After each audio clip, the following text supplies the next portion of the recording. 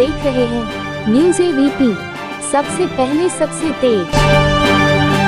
मेरा नाम गुड्डू कुमार पासवान है और मैं ग्राम पंचायत नगपुरा का वर्तमान प्रधान हूँ। गुड्डू जी, बात की जाए जिस तरह आपका प्रधानी का कार्यकाल रहा और अब क्या आपका कार्यकाल में रहा और क्या क्या आपने विकास कार्य किए हैं? सबसे पहले तो मैं आपको और आपके चैनल को बहुत बहुत बधाई देना चाहता हूँ कि आपने आकर इस 4 साल की कार्यकाल को जानने और सुनने की लालसा रखे।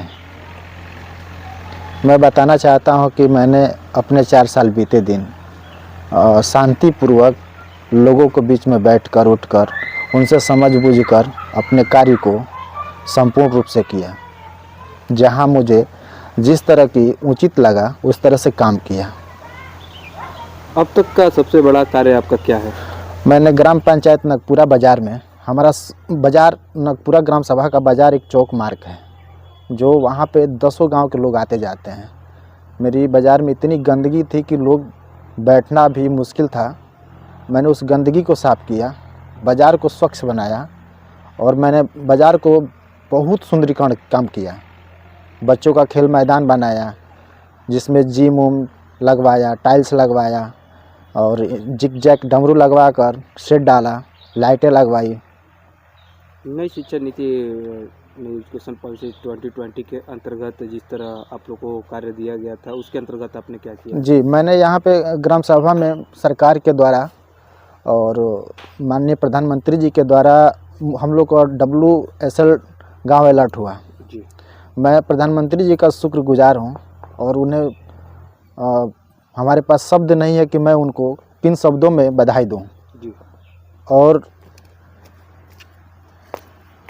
पहले में मैंने जैसे कि हमारा विद्यालय सभी अध्यापक अच्छे हैं, समय से आना, बच्चों को अच्छी व्यवस्था के तहत शिक्षा देना और मैंने दिव्यांग शौचालय उसमें बनवाए, उसमें RO प्लांट लगवाया बच्चों के लिए। मैंने खेल का सामग्री उपलब्ध किया। मतलब खेल का अपने कार्य को आगे बढ़ाया। खेल के कार्यों को आगे बढ़ाया। मैंने अध्यापकों के बीच में बैठकर और कहा कि आप लोग गुरु हैं और हम भी आप ही लोग के माध्यम से आपके पढ़ाए हुए बच्चे हैं, तो समझते हैं कि आप लोग अच्छा इस पे काम करेंगे।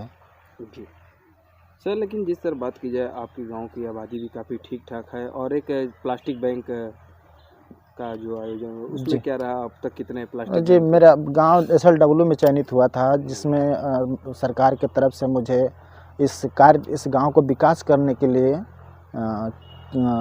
लगभग थिंकिंग 35 और 40 लाख के बीच में मुझे सरकार के माध्यम से मुझे बजट मिला था इस पे काम करने के लिए। मैंने उसमें केचुआ शेड, गोबर खाद गड्ढा और सील्ड कैचर, नालियाँ और सोक फीट, उसके बाद गीला कचरा, सूखा कचरा, गाड़ी वाहन मैंने बनवाया। RRC सेंटर जहाँ पे महिलाओं के द्वारा वहाँ पे नियुक्ति की गई है कि वो घर घर गाड़ी को लेकर घूमकर अपना जितने भी गांव के कचरा है हम गांव को अधिक से अधिक सफाई रखें, स्वच्छ रखें और वहाँ पे ले जाकर इकट्ठा कर करके छनाई बिनाई करते रहते हैं। ठीक सर, बहुत बहुत धन्यवाद। लेकिन बात की जाए स्वास्थ्य व्यवस्था, जी, स्वास्थ्य व्यवस्था को लेकर प्रधान जी आपको क्या पहल रहा है? स्वास्थ्य लेकर देखिए, केवल हम प्रधान के दायित्व को हम इतने ग्राम सभा को अकेले नहीं कर सकते हैं। जैसे प्रधानमंत्री जी ने कहते हैं कि सबका साथ सबका विकास। जब तक हमारा गांव एक संग होकर अपने को स्वच्छ नहीं रखेगा, अपने के बारे में नहीं सोचेगा, अपने दरवाजे का साफ सफाई नहीं रखेगा, तो प्रधान स्वयं नहीं कर सकता उस चीज़ को। तो हम जनता से उम्मीद करते हैं कि जितने भी प्रधान का से सहयोग लेना है सहयोग लें, सरकार से सहयोग लेना है सहयोग लें, लेकिन साथ चले। आपका कार्यकाल 1 साल बच्चा है, सरकार से क्या मांग करेंगे? हमने सरकार से बहुत संतुष्ट हूँ कि हमारा साथ मिला सरकार का और हमने इस गांव को बहुत सुंदर से चलाया आज 4 साल। मैं उम्मीद करता हूँ कि जिस तरह से सरकार चलाई इसी तरह से सरकार हमारा सहयोग करे और मैं सरकार से बहुत संतुष्ट हूँ। लेकिन पासवान जी, बात करेंगे गरीब, आपके गांव में गरीब लोग भी हैं और कुछ दबके लोग भी हैं, शादीशुदा, शादी में कई अड़चने आती हैं, तो उनके लिए क्या पहल है? जब शादी में अड़चने आती हैं तो सरकार के माध्यम से शादी अनुदान मिलता है। जो पात्र रहता है तो उसको हम लोग सरकार के द्वारा उनको दिलाने के प्रयास करते और मिलता भी है। और दूसरी चीज़ ये रह गया कि सरकार ने अभी हमारे जब हम प्रधान हुए थे 2021 में, तो उससे पहले माननीय प्रधानमंत्री जी ने प्रधानमंत्री आवास योजना अलॉट किया था, जो मेरे गांव में लगभग 170-72 आवास मिले, तो गरीबों को दिया गया। लेकिन अभी जो 2019 के तहत जो बच्चे जो चयनित हुए हैं आवास को लेकर, तो आपके गांव में कितने ऐसे गांव हैं, ऐसे कितने घर हैं जिनको चयन किया गया है 2019 में? 2019 में चयन हुआ था तो उन लोगों का जैसे सूची बनी थी पूर्व प्रधान जी के माध्यम से और सचिव साहब के माध्यम से यहाँ से सूची बनी थी, तो उनको आवास मिल चुका है। अभी सरकार ने नई सिरे से सूची बनवाने जा रही है, जो 31 मार्च तक कंप्लीट की जाएगी सूची को।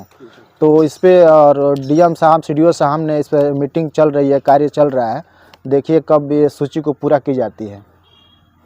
लेकिन सर बात की जाए जिस तरह आपके कार्यकाल का जो भी कार्य पूरा हुए हैं, और इसके लिए आप धन्यवाद किसको देना चाहेंगे जो आपको समर्थ हमेशा मिलता रहा? सबसे पहले मैं अपने ग्राम सभा की जनता को धन्यवाद देना चाहता हूं कि मेरा जनता ने मुझे 4 साल बहुत सपोर्ट किया। मैं सलाम करता हूं, दिल से उन लोगों को नमस्कार करता हूं और मैं उम्मीद करता हूं कि मेरा 1 साल कार्यकाल और रहा, मुझे जनता से इसी तरह से प्यार मिले और मैं जनता के बीच में ऐसे प्यार से बना रहा हूँ।